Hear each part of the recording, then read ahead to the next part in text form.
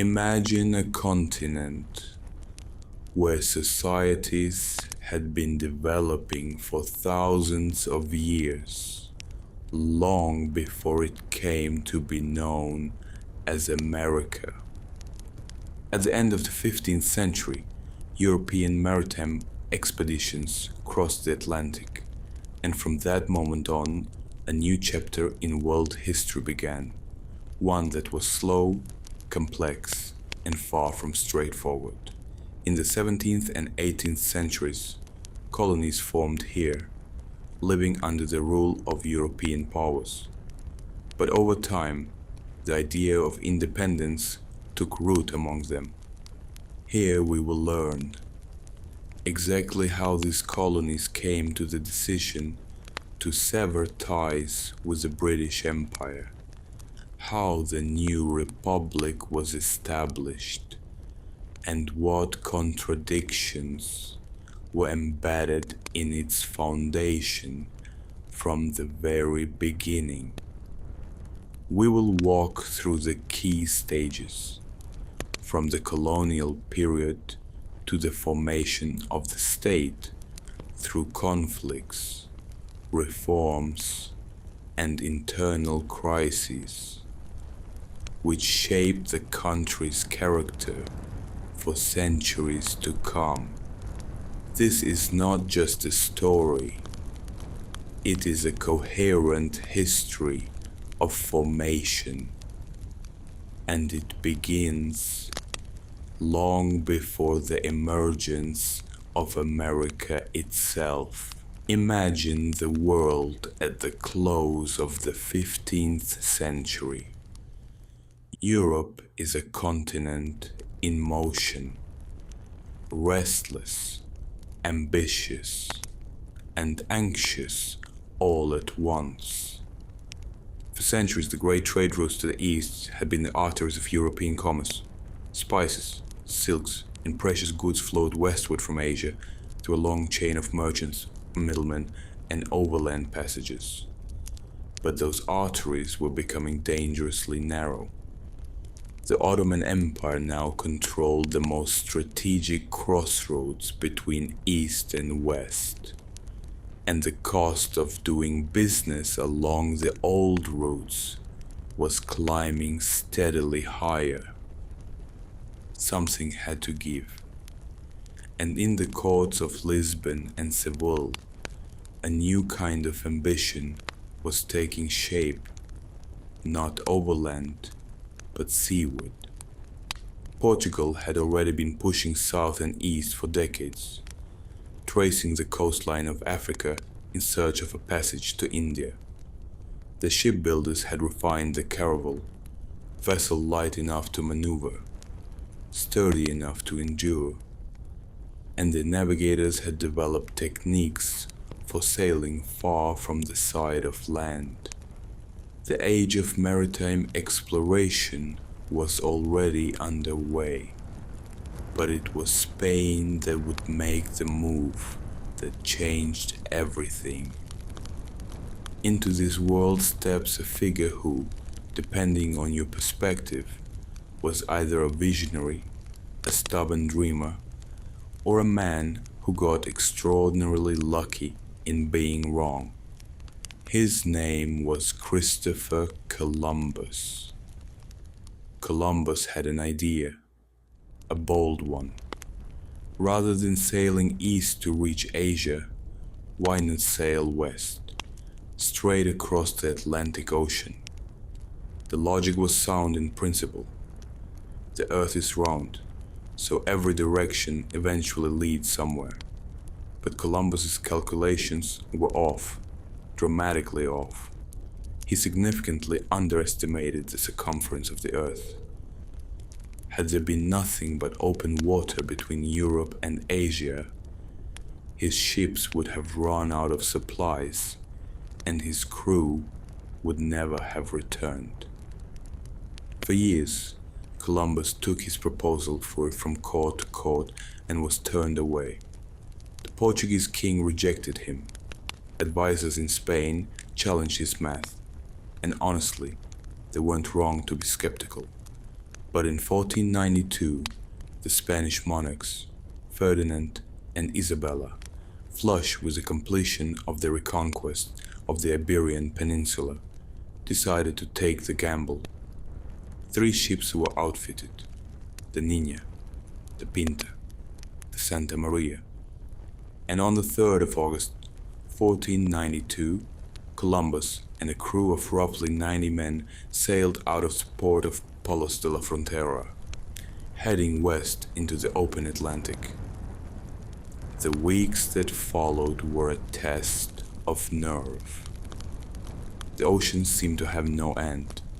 The winds were favorable at first, but as days stretched into weeks, there was unease settled over the crew. They were further from home than any of them had ever been.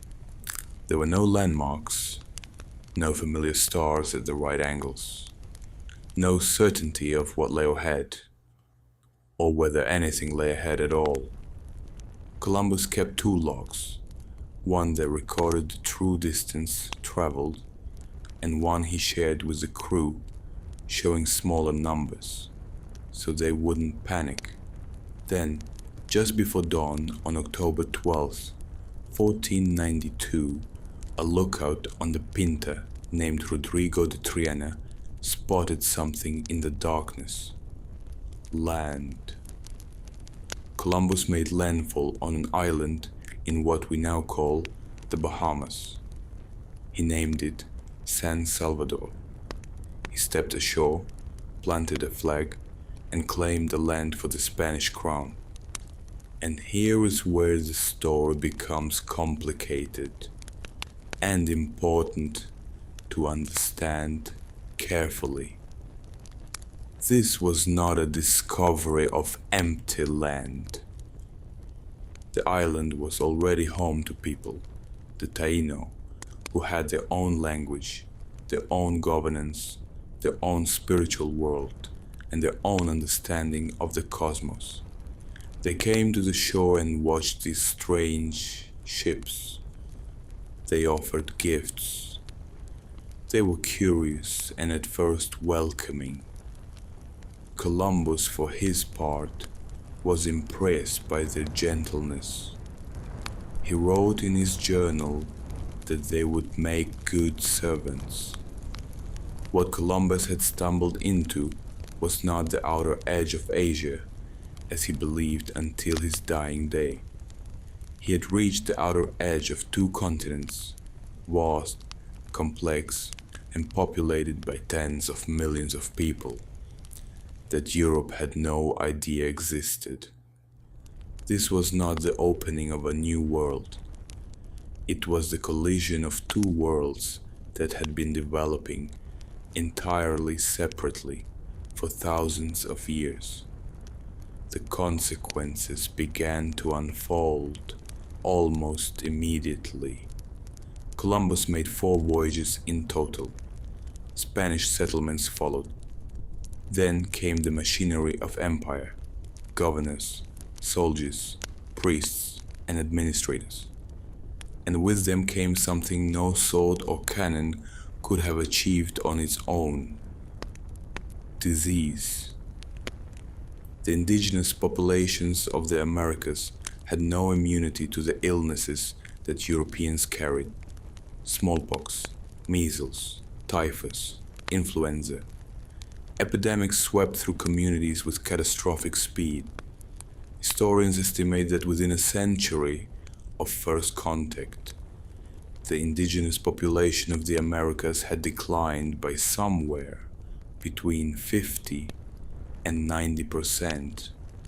This demographic collapse, one of the largest in human history, is often spoken of in abstractions, but it was a human catastrophe of staggering proportions, unfolding across entire civilizations.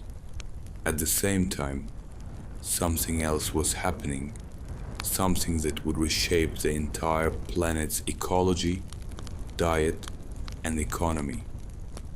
Historians call it the Columbian Exchange. Plants, animals, and crops that had evolved on one side of the Atlantic began crossing to the other. From the Americas came tomatoes, potatoes, maize, cacao, tobacco, and chili peppers, ingredients that would become central to European, African, and Asian cuisines that we now consider ancient traditions. The Irish potato famine, centuries later, would be a direct consequence of how dependent European societies had become on a crop they received from the Americas. In return, the Old World sent horses, cattle, wheat, and sugarcane, as well as rats and the aforementioned diseases. The world's pantry was being reorganized. Other explorers followed in Columbus's wake, and the full shape of what had been found began to emerge. Amerigo Vespucci sailed along the coast of South America and argued, with evidence, that this was not Asia at all. It was something new, a continent previously unknown to European cartography. He called it the Mundus Novus, the New World. When map makers began to chart these lands, they named them after him, America. So what do we make of all this, looking back from where we stand today? Columbus did not discover America. People had been living there for at least 15,000 years. He was not the first outsider to reach the Western Hemisphere. Norse explorers had likely done so centuries before him. But 1492 was a turning point, not because of what Columbus found, but because of what came after. His voyages opened a permanent, sustained connection between two halves of the world that had been isolated from each other since the last ice age. That connection was unequal, brutal, and in many ways catastrophic for the peoples who already lived in the Americas. But it also set in motion a chain of events that remade the world, politically, economically, ecologically, and culturally, in ways that are still playing out today. The story of 1492 is not a simple story of heroism or discovery. It is a story about consequences, intended and unintended, about the enormous gap between what explorers thought they were doing and what they actually set in motion, about the meeting of peoples who had never imagined each other's existence, and about how a single decision to sail west instead of east sent ripples across centuries. We are still living in those ripples, and the history from here only gets faster and more complicated. After 1492, the world never returned to what it had been. The door had been opened, and once open, it could not be closed. Spain moved quickly. More ships were dispatched across the Atlantic, first to chart the unknown coastlines, then to establish footholds, and eventually to claim entire civilizations. The original mission, finding a western road to Asia, faded into the background. Something far more consequential had taken its place. Columbus himself made 4 voyages in total. He explored the islands of the Caribbean, established early settlements on Hispaniola, and searched the coastlines of Central and South America. But the settlements he founded were troubled from the start. Disease, hunger, conflict with indigenous peoples, and quarrels among the Spanish settlers themselves made these early colonies fragile and unstable. Columbus died in 1506, still insisting he had reached the outer territories of Asia. He never fully grasped what he had actually found. In a strange way, the man who set the age of American colonization in motion never truly understood what he had set in motion. But others did, and they were already moving. The early 16th century marks a decisive shift from exploration to conquest. The explorers who came now were not primarily navigators or merchants. They were soldiers, adventurers, and men with very little to lose and everything to gain. History remembers them as the conquistadors, the conquerors. They operated with remarkable speed, extraordinary ruthlessness, and a combination of factors that in retrospect made their success almost structurally inevitable. The most famous among them was Hernan Cortés. In 1519, Cortés landed on the eastern coast of Mexico with roughly 600 men, 16 horses, and a handful of cannons. What he was about to encounter was not a scattered collection of villages, but one of the most sophisticated urban civilizations on Earth. The Aztec Empire, or more accurately, the Triple Alliance, was a state of extraordinary complexity. Its capital, Tenochtitlan, sat on an island in the middle of a great lake, connected to the mainland by long causeways. It was, by contemporary estimates, larger than any city in Europe. Its markets rivaled those of Constantinople. Its administrative systems were elaborate. Its temples were monumental. Cortés walked into it with 600 men and, within 2 years, brought the entire empire down. How? The answer is more complicated than simple military superiority. To that played a role. Spanish steel, firearms, and horses were technologies the Aztecs had never encountered. But what Cortés understood, and exploited brilliantly, was that the Aztec Empire was not a unified, harmonious state. It was a dominant power with many subjugated peoples, who deeply resented their rulers. Cortés spent months forming alliances with these peoples, most notably the Tlaxcalans, building an army of tens of thousands before he ever marched on Tenochtitlan. And then there was disease. Smallpox reached Tenochtitlan before the final siege. It killed indiscriminately and catastrophically, including the Aztec Emperor Cuitlahuac, who had only just risen to power. The population, with no prior exposure and no immunity, had no defense. In 1521, Tenochtitlan fell.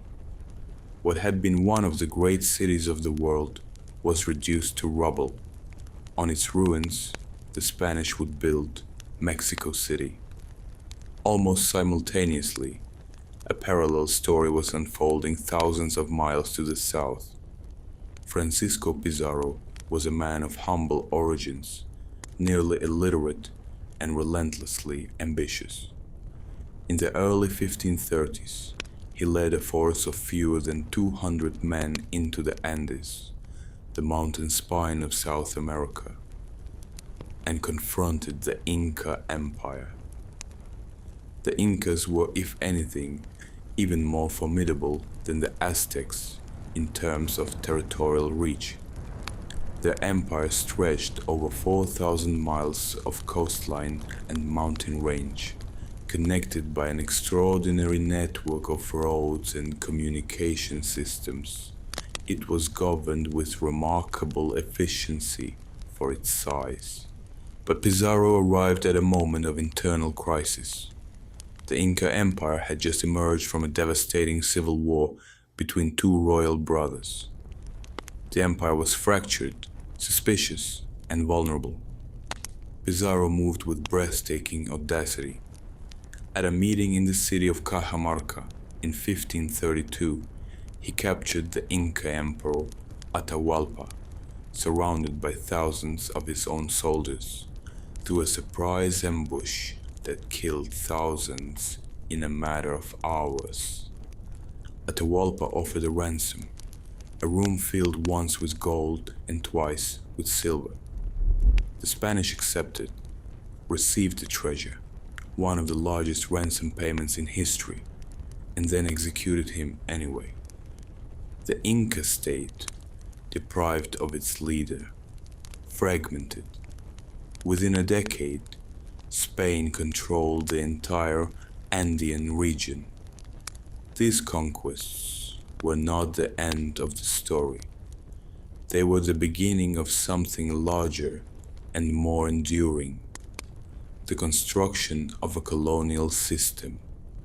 Spain had, within the space of roughly 30 years, acquired an empire vastly larger than anything in Europe. The question now was how to govern it.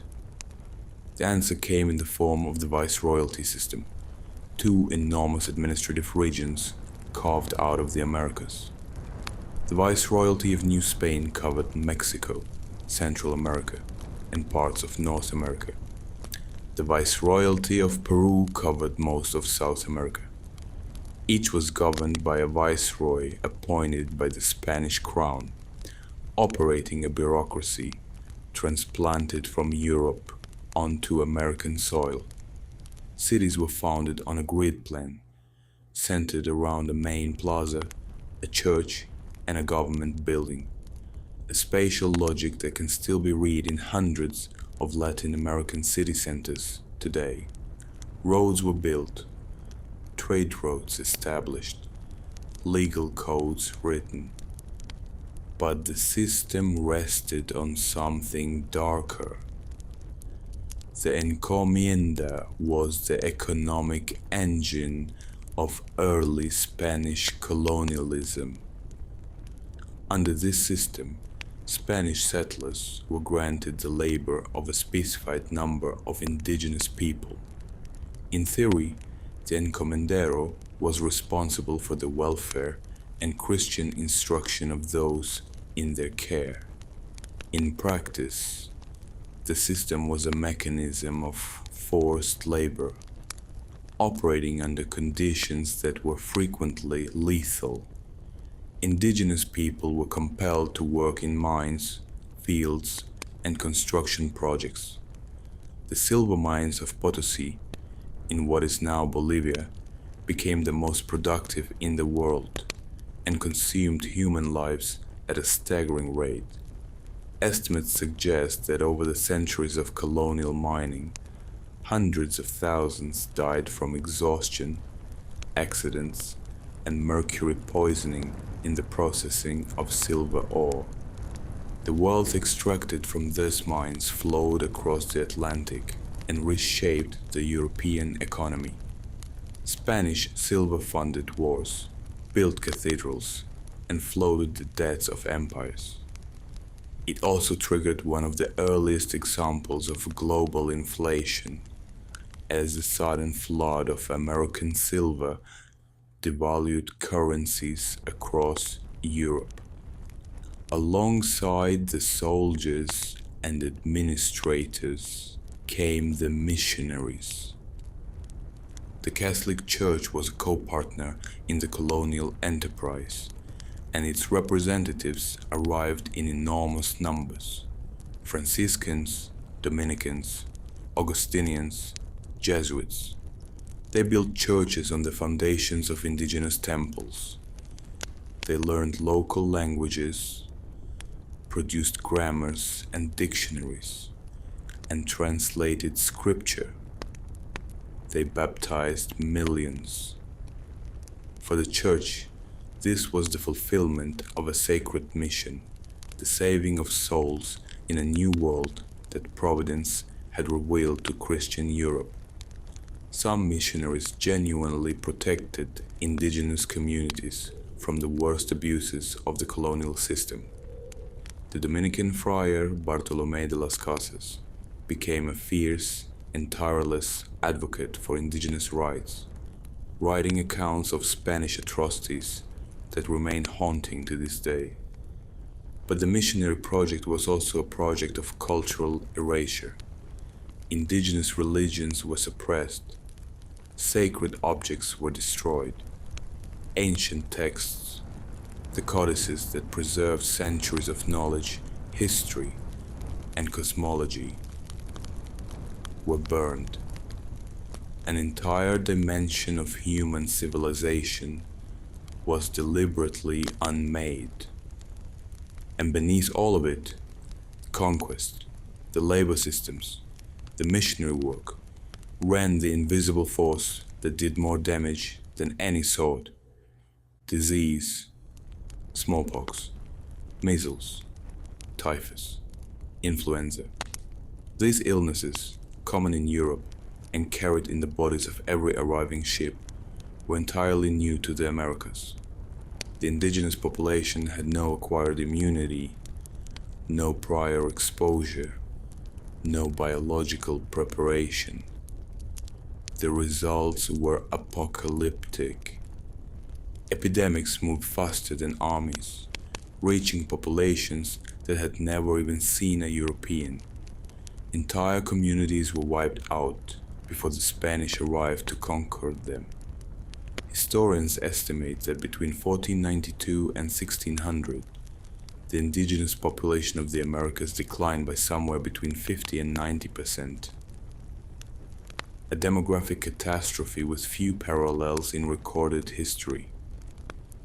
The ecological consequence was also profound. Abandoned agricultural land reverted to forests. European observers, arriving decades after the epidemics, saw what appeared to be ancient, untouched wilderness, and assumed that was what North and South America had always looked like. In many places, they were looking at a landscape that had been, within living memory, cultivated, managed, and densely inhabited. This entire period is inseparable from what historians call the Columbian Exchange, the vast transfer of organisms between the hemispheres that followed 1492. From the Americas, maize, potatoes, tomatoes, cacao, tobacco, chili peppers, and dozens of other crops crossed the Atlantic and transformed life in Europe, Africa, and Asia. The Irish potato, the Italian tomato sauce, the Swiss chocolate. None of these existed before the Americas were encountered. From the Old World came wheat, sugarcane, horses, cattle, pigs, and rats. Horses particularly transformed the cultures of the American Great Plains, where indigenous peoples adopted them with extraordinary speed and built new civilizations around them. The world's ecosystems were being permanently rewired. By the mid-16th century, what had begun as a series of uncertain voyages had become a fully operational global system. Spain dominated, but others were watching. Portugal had already claimed Brazil. France was probing the northern coastlines. England was taking its first tentative steps. The competition for the Americas and for the wealth and power they represented was just beginning. The societies taking shape in the Americas were unlike anything the world had seen before. They were not simply European transplants, nor were they the continuations of pre-Columbian indigenous life. They were something new, the product of collision, tools, exchange, and coexistence under conditions of radical inequality. Indigenous traditions survived, adapted, and found ways to persist alongside, and sometimes within, the structures imposed upon them. African people, forcibly brought to the Americas as enslaved laborers beginning in the early 16th century, brought their own cultures, knowledge, and resilience. A new world was forming, not the utopia the explorers had imagined, not a simple conquest, but something more complex and more durable, a civilization in formation, built from the fragments of many others. From this foundation, the next chapter would grow, from conquest to settlement, from settlement to society, from the first fragile colonies to cities that would one day rival those of Europe. History had found its footing in the Americas, and it was only just beginning to run. By the middle of the 16th century, something had shifted in the European imagination. The Americas were no longer a mystery to be solved, or a prize to be seized in a single bold stroke. They were a place where people lived, permanently, stubbornly, generation after generation. The age of the conquistador was giving way to something less dramatic, but ultimately more consequential. The age of the settler. Spain had established its dominance across Central and South America. Its viceroyalties were functioning administrative states. Its silver was flowing across the Atlantic and reshaping European economies. Its missionaries were building churches from the ruins of temples. But in the vast territories to the north, the long forested coastlines and wide river valleys of what would eventually become the United States and Canada, the picture was different. These lands were still largely unknown to European settlers. The indigenous peoples who had lived there for millennia had felt the shock waves of the Columbian exchange. The epidemics had reached them long before any European explorer had. But permanent European settlement was still sparse and fragile. That was about to change. England arrived late to the colonial project. While Spain and Portugal had been building empires for nearly a century, England spent much of the 16th century consumed by religious upheaval, political instability, and the slow development of its naval capacity. But by the early 1600s, England was ready, and it had reasons beyond mere ambition. Its population was growing faster than its economy could absorb. The enclosure of the common lands had displaced thousands of rural families. Religious minorities faced pressure and persecution. Merchants were looking for new markets and new sources of raw materials. The Virginia Company, a joint stock venture that pooled private capital to fund colonization, represented a new model: empire as investment. In 1607, 3 ships carrying roughly 100 men sailed up a river on the eastern coast of North America and established a settlement they named Jamestown in honor of their king. It nearly killed them all. The first years at Jamestown were a study in catastrophe. The site was poorly chosen, a low-lying, marshy peninsula plagued by brackish water and mosquitoes. The timing of the arrival meant the settlers missed the planting season. Many were gentlemen adventurers who had never done manual labor in their lives and had no idea how to build, farm, or hunt. Leadership was fractured and contentious. By the winter of 1609, Remembered in colonial history as a starving time, the settlement had collapsed into desperation. Of the 500 or so colonists who had arrived over the first 2 years, fewer than 60 survived that winter. There are accounts, contested but persistent, of settlers resorting to eating leather, rats, and worse. The Virginia Company was on the verge of abandoning the entire enterprise. And then tobacco saved it. John Rolfe, the same man who would famously marry Pocahontas, the daughter of the powerful Powhatan chief, began cultivating a strain of tobacco from the Caribbean that proved enormously popular in England. By 1614, Jamestown was exporting it. By 1619, tobacco had become the colony's economic foundation, and settlers were planting it in the streets. Jamestown endured, and with endurance came expansion onto land that the Powhatan Confederacy had inhabited and cultivated for generations. The relationship between the English settlers and the Powhatan people would follow a familiar and tragic arc. Early accommodation giving way to tension, then to open warfare, then to the systematic dispossession of the indigenous population.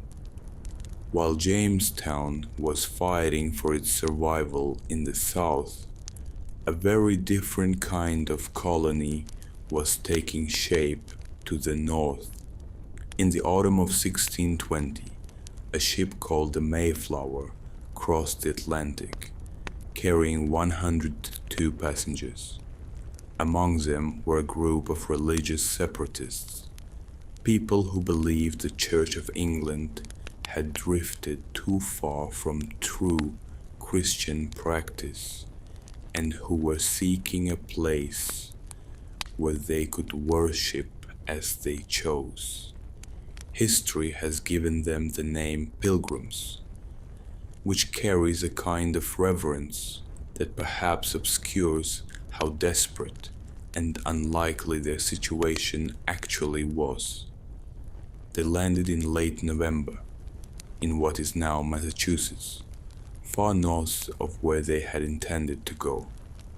Half of them died that first winter. They survived largely because of the help of a Wampanoag man named Squanto, who spoke English. Having previously been kidnapped and taken to Europe, and who helped the settlers learn which crops grew in that soil and how to cultivate them. The following autumn, the surviving settlers held a celebration of Thanksgiving with their Wampanoag neighbors. This moment has been mythologized enormously in American culture. The reality, as always, was more complicated, and the relationship between the English settlers and the Wampanoag people would, within a generation, deteriorate into one of the most brutal wars in colonial New England history. But what the Plymouth colony established, and what the larger wave of Puritan migration that followed in the 1630s amplified, was a distinctive social culture that would leave a deep mark on American life. The New England colonies were built around the town, a self-governing community in which civic participation was an expectation, not an option. Churches were the center of social life, but so were town meetings, where free men debated and voted on local matters. Education was a serious concern. Harvard College was founded in 1636, less than a decade after the Puritans arrived, because they wanted an educated ministry and citizenry. This culture of self-governance, communal responsibility, and literate participation planted seeds that would flower more than a century later into revolution. As the 17th century progressed, the colonial map of North America grew steadily more crowded and more complex. The Dutch established New Amsterdam at the southern tip of Manhattan, a trading post that was from the start remarkably diverse and commercially minded. When the English seized it in 1664 and renamed it New York, they inherited a city already accustomed to multiple languages, multiple faiths, and the pragmatic ethos of commerce. Maryland was founded as a haven for Catholics. Pennsylvania was established by the Quaker William Penn as an experiment in religious tolerance and peaceful coexistence with indigenous peoples, an experiment that was for a time more successful than most. Georgia was founded partly as a buffer against Spanish Florida and partly as a refuge for debtors. Each colony had its own character, its own founding logic, its own relationship to the land and to the people thus already living on it. But running beneath all of this diversity was a single darkening current. The labor problem was the defining economic challenge of colonial America, and the solution that emerged would cast a shadow over the country for centuries. In the early years, the colonies relied heavily on indentured servants, people, often poor Englishmen and women, who signed contracts to work for a specified number of years in exchange for their passage and, at the end of their term, a small plot of land and their freedom. At its peak, indentured servants made up the majority of the workforce in colonies like Virginia. But the system had structural problems. Servants who survived their indenture became free laborers who needed land, and land was finite, even in the New World. Bacon's rebellion in 1676, when a coalition of discontented ex-servants and enslaved people rose up against the Virginia colonial government, frightened the planter class deeply. The solution the colonial elite reached for was slavery, specifically the enslavement of Africans, who could be held in bondage not for years but for life, and whose children would be born enslaved. The transatlantic slave trade was already well established. Portuguese traders had been transporting enslaved Africans to the Americas since the early 16th century, primarily to work the sugar plantations of Brazil and the Caribbean. Now the English colonies, particularly those of the South, began importing enslaved people in growing numbers. By the late 17th century, Virginia had passed laws defining enslaved people as property. By the early 18th century, the plantation economy of the South, tobacco in Virginia and Maryland, rice and indigo in the Carolinas, rested entirely on enslaved African labor. The men and women brought across the Atlantic in the holds of slave ships, torn from their families, their languages, their communities, were not passive victims. They resisted, they adapted, they preserved what they could of their cultures. They built communities under conditions of brutal oppression. The African presence in colonial America was not simply a labor system. It was a civilization being forged under the most extreme duress imaginable. But the contradiction at the heart of colonial American life was becoming impossible to ignore. Here were societies increasingly organized around ideas of liberty, self-governance, and natural rights, and simultaneously dependent in their most profitable regions on the absolute denial of those same rights to hundreds of thousands of human beings. That contradiction would not be resolved. It would be buried, papered over, and carried forward, growing heavier with every generation. Meanwhile, the colonies matured. Local assemblies, like the Virginia House of Burgesses, established in 1619, gave colonists experience in making their own laws. Towns elected their own officials. Courts applied English common law, adapted to local circumstances. The habit of self-governance was becoming second nature. But the relationship with England was growing complicated. From London's perspective, colonies existed to serve the mother country, to provide raw materials, to absorb surplus population, and to generate profit.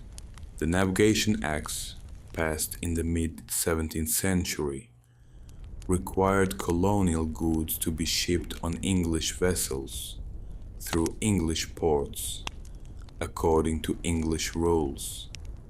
From the colonists' perspective, they had built something real, something that belonged to them. They had cleared the land, survived the winters, established the institutions. The idea that a parliament 3,000 miles away should dictate their economic lives began to feel increasingly presumptuous. The distance between England and America was not just geographical. It was cultural, political, and philosophical. Slowly, imperceptibly, a distinct American identity was forming, not yet named, not yet conscious of itself, but real nonetheless. This is the story of the 17th century in colonial America. Not the story of a single heroic moment, but the story of a long, slow settling, of soil being turned, of communities being built, of an entirely new kind of society thus taking shape in the space between the old world and the new.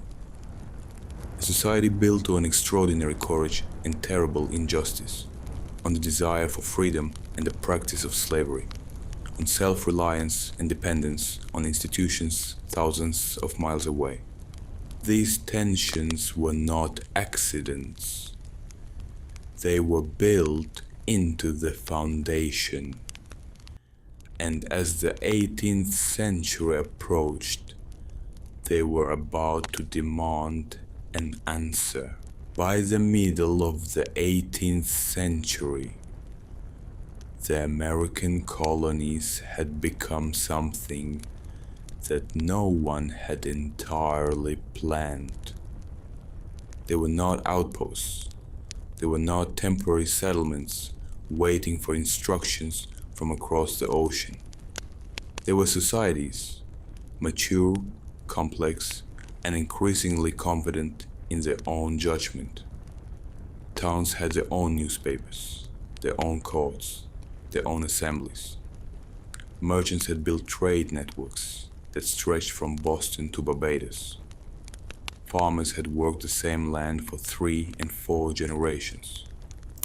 These were people who had, in a very practical sense, learned to run their own affairs. And that, as it turned out, was the problem. To understand what happened next, you have to understand the world that Britain was operating in by the 1760s. The 7 Years' War, fought between 1756 and 1763 across 5 continents, had been one of the most expensive conflicts in British history. Britain had emerged victorious, gaining enormous territories in North America, including Canada and Florida. But victory had come at a staggering financial cost. The national debt had nearly doubled. The government in London was looking, with increasing urgency, for ways to make its empire pay for itself. The colonies seemed like the obvious answer. After all British reasoning went, it was British soldiers who had fought and died to protect the American frontier from French and indigenous forces.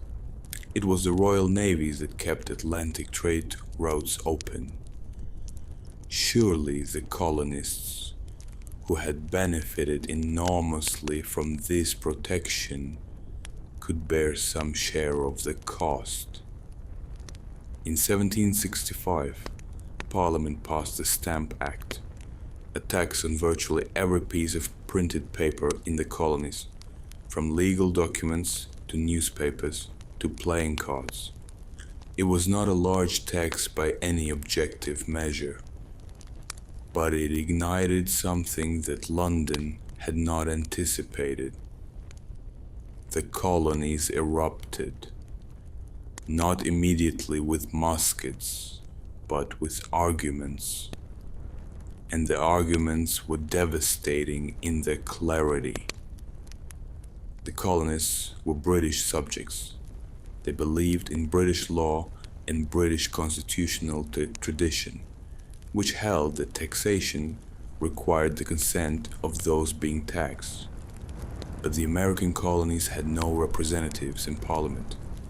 They had never voted for a single member who sat in Westminster. Decisions about their money were being made by people they had never elected and could never remove. The phrase that crystallized the grievance was simple and powerful: no taxation without representation. It sounds almost like a slogan, and it was, but beneath it lay something philosophically serious. The colonists were not simply complaining about the amount of the tax. They were questioning the legitimacy of the authority imposing it.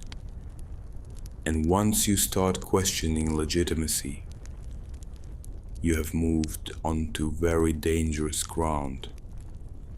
Parliament repealed the Stamp Act under intense colonial pressure, but then immediately passed the Declaratory Act, asserting its absolute right to legislate for the colonies in all cases whatsoever. The message was clear. Britain was not conceding the principle, it was simply retreating tactically.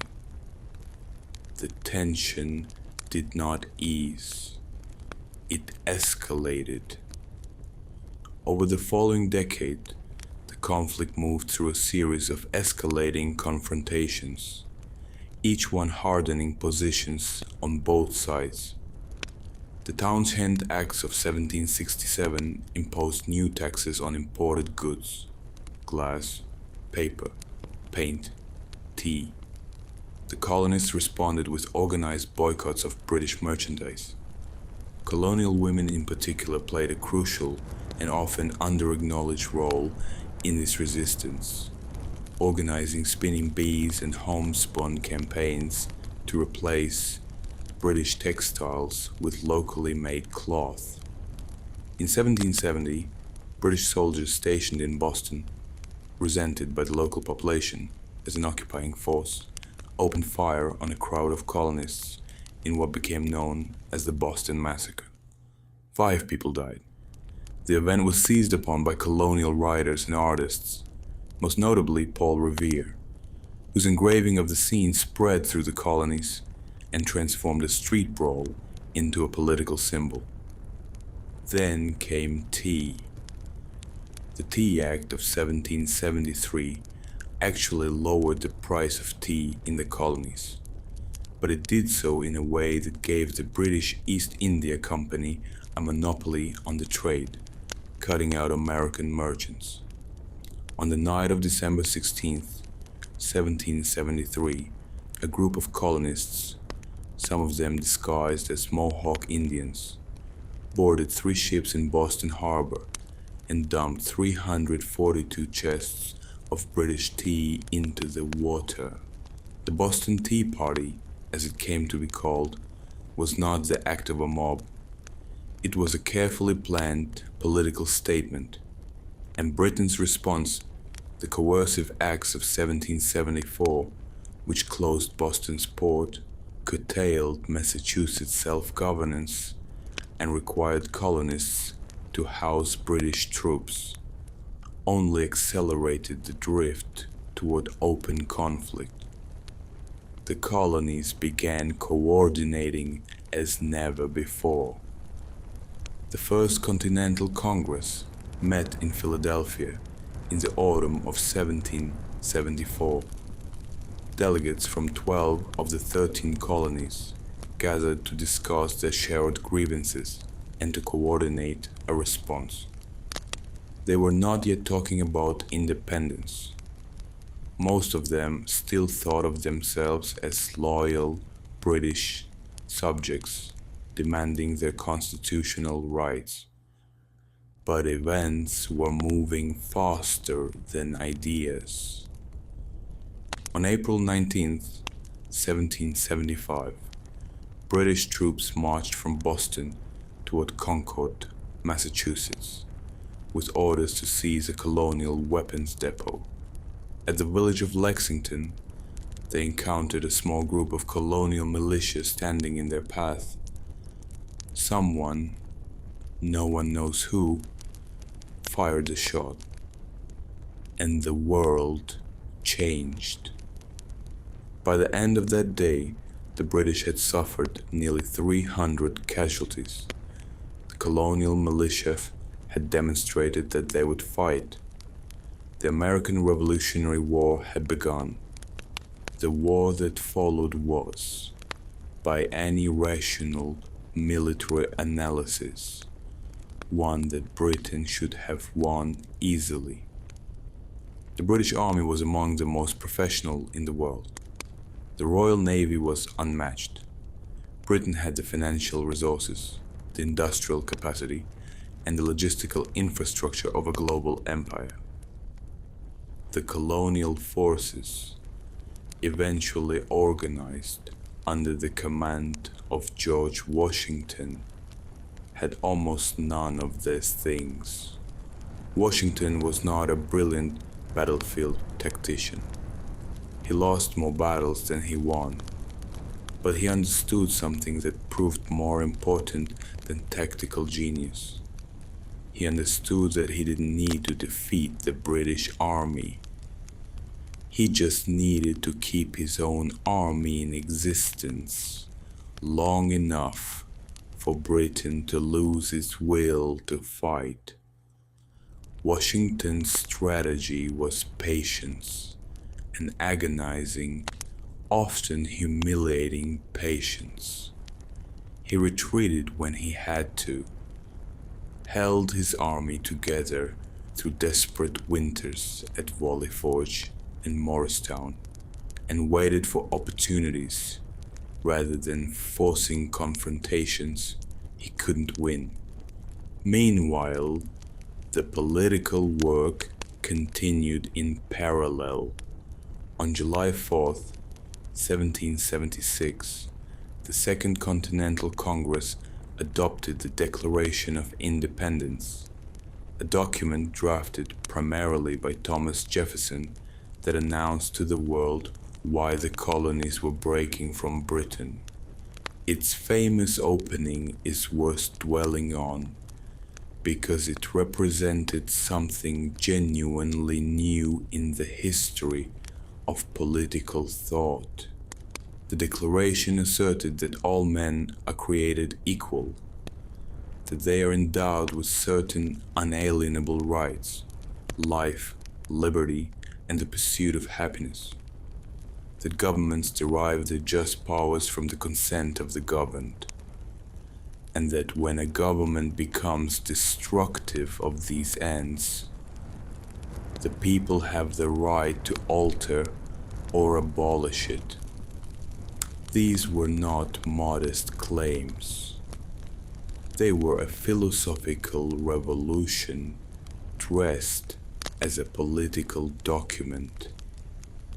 They were also, as everyone in that room knew, profoundly incomplete. The man who wrote that all men are created equal owned more than 600 enslaved people over the course of his lifetime. The rights being declared did not extend to women, to indigenous peoples, or to the hundreds of thousands of enslaved Africans whose labor was making the colonial economy function. The Declaration's ideals and the colonial reality stood in stark, painful contradiction. That contradiction was not an oversight. It was a compromise, a choice made by men who knew exactly what they were doing and who decided that unity in the short term required silence on the question of slavery. It was a choice that the country would spend the next century at enormous cost trying to resolve. Back on the battlefield, the turning point came from an unexpected direction. France had been watching the conflict with great interest. The humiliation of the 7 Years' War, in which Britain had stripped France of vast American territories, was still fresh. Here was an opportunity for revenge, dressed up as support for the cause of liberty. After the colonial victory at the Battle of Saratoga in October 1777, a genuine, decisive battlefield triumph that demonstrated the Continental Army could fight, France entered the war as an open ally of the Americans. French money, French soldiers, and crucially the French Navy began to shift the balance. Spain and the Netherlands also entered the conflict against Britain, transforming what had been a colonial rebellion into a global war. Suddenly, Britain was fighting on multiple fronts, in the Caribbean, in Gibraltar, in India. And the American theater was just one of many. The end came at Yorktown, Virginia, in October 1781, where a combined American and French force trapped a major British army under Lord Cornwallis. With the French fleet blocking any escape by sea, Cornwallis had no options. He surrendered. It was not quite the end of the war. Fighting continued elsewhere for another 2 years, but it was the end of Britain's will to continue fighting in America. The Treaty of Paris, signed in 1783, formally recognized the independence of the United States of America. But independence was only the beginning of the real challenge. Winning a war is one thing. Building a functioning country is another entirely. The Articles of Confederation, the first attempt at a governing document, had created a central government so weak it could barely function. It couldn't tax, it couldn't enforce its own laws, it couldn't regulate commerce between states. The young country was drifting toward fragmentation. In the summer of 1787, delegates gathered in Philadelphia, supposedly to revise the Articles, but actually to do something far more radical, to write a new constitution from scratch. What emerged from that closed-door convention, after months of argument, compromise, and occasionally near collapse, was one of the most consequential political documents in modern history. The Constitution established a federal government with three branches: legislative, executive, and judicial, each with the power to check and limit the others. It created a framework for balancing the interests of large and small states, of federal authority and state autonomy. It was not a perfect document. Its authors knew it wasn't. It embedded protections for slavery. It limited political participation to propertied white men. It left enormous questions deliberately vague, to be worked out by future generations. But it was durable. And durability was what the moment required. The Bill of Rights, added in 1791 as the first 10 amendments, guaranteed freedoms of speech, religion, and assembly, and protections against arbitrary government power. These were not gifts from a benevolent ruler. They were codified limits on what any government, including this new one, could do to its citizens. Step back for a moment and consider what had happened in the space of roughly 25 years. A collection of British colonies, governed by a distant parliament and resentful of taxation, had transformed themselves into an independent republic, fought one of the world's great military powers to a standstill, and written a constitutional framework that would endure for centuries. It was an extraordinary achievement, but it was also an incomplete one. The ideals proclaimed in 1776, equality, liberty, the rights of all people, sat alongside a social reality in which millions of people were enslaved. Women had no political voice, and indigenous nations were being steadily dispossessed. The American experiment was not the fulfillment of those ideals.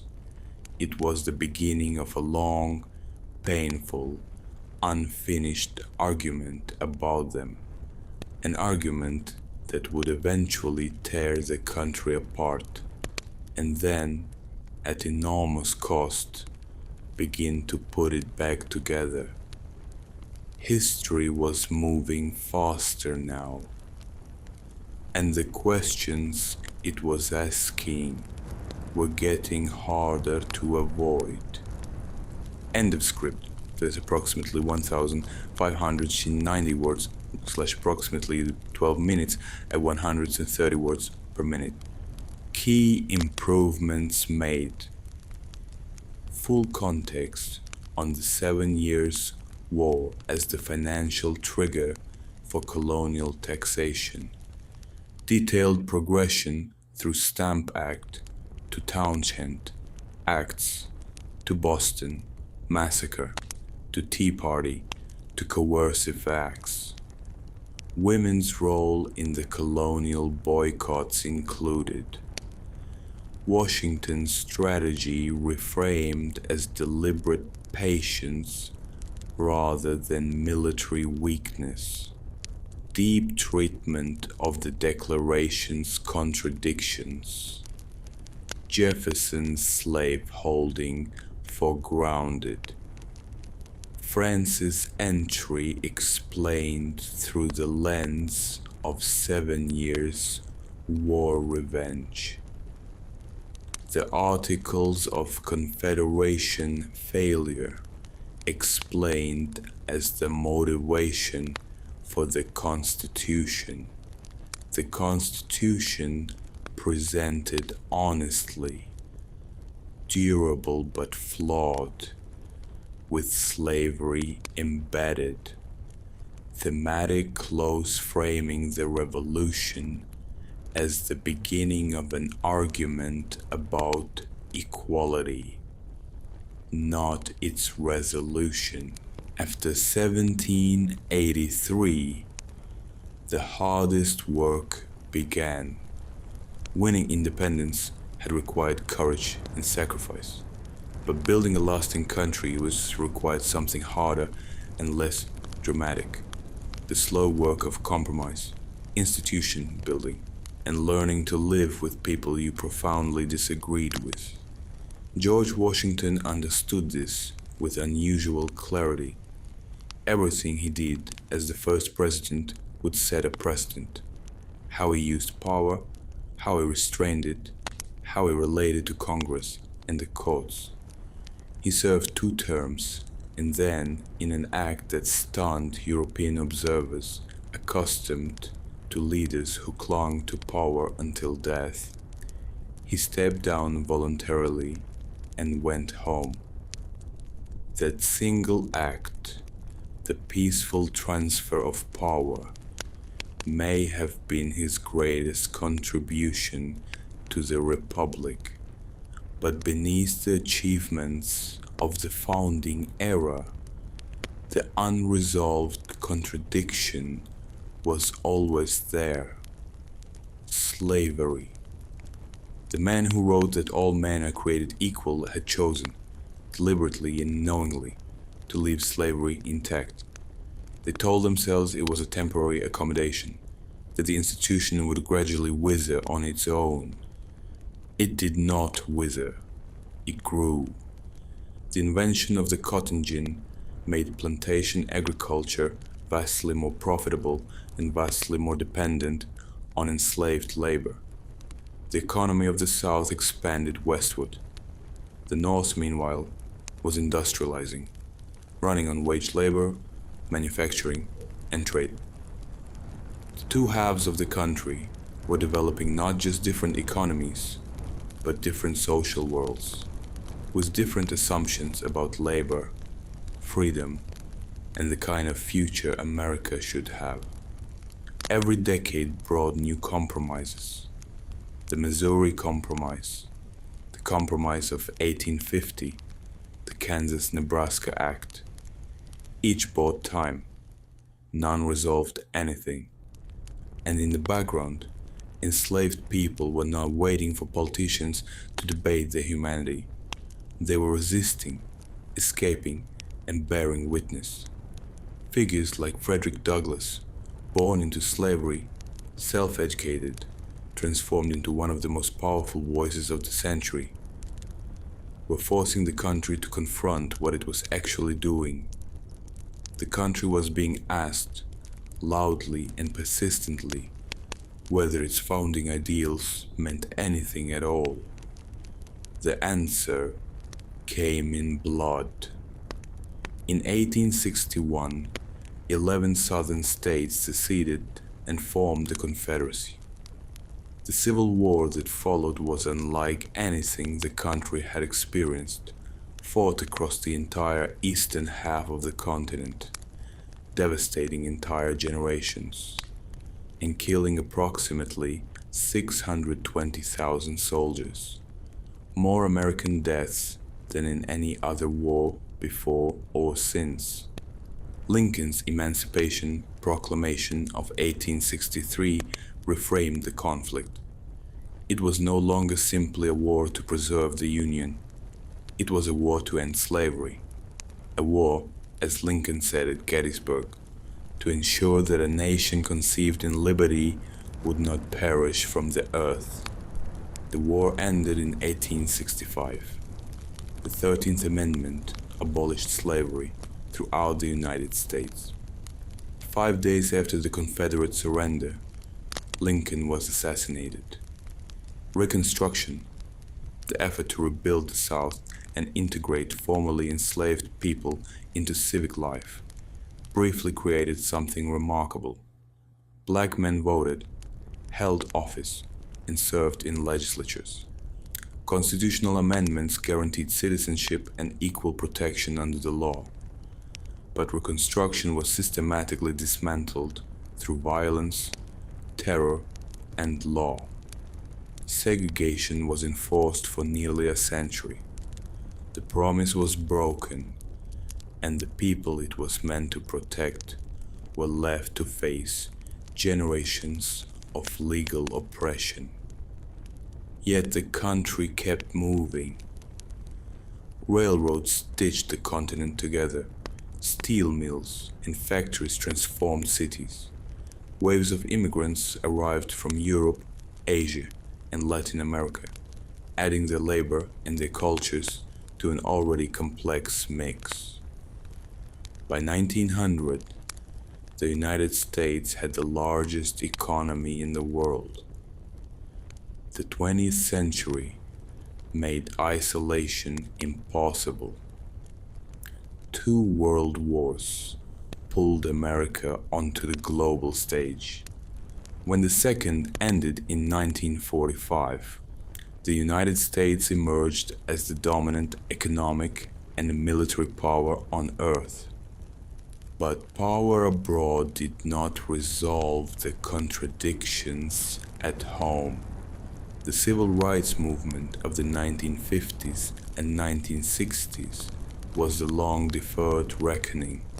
Ordinary people, armed with extraordinary courage, demanding that the country finally make good on its promises. The Civil Rights Act of 1964 and the Voting Rights Act of 1965 dismantled the legal architecture of segregation. They were not the end of the story, but they were proof that the arc of the country, however long and however bent, could be pushed toward its own stated values.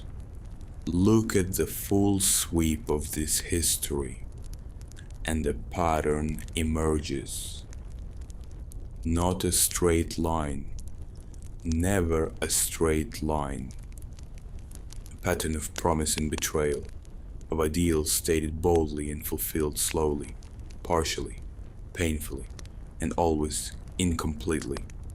A nation that declared all men equal while enslaving millions, that built democracy while denying it, that stood for freedom abroad while suppressing it at home.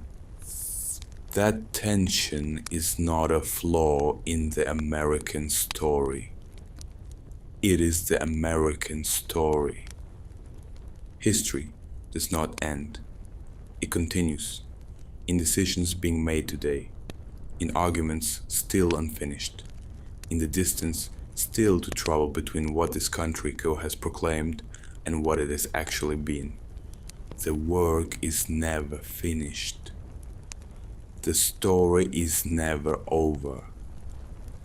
It simply continues, quietly, persistently, and with no guarantee of outcome.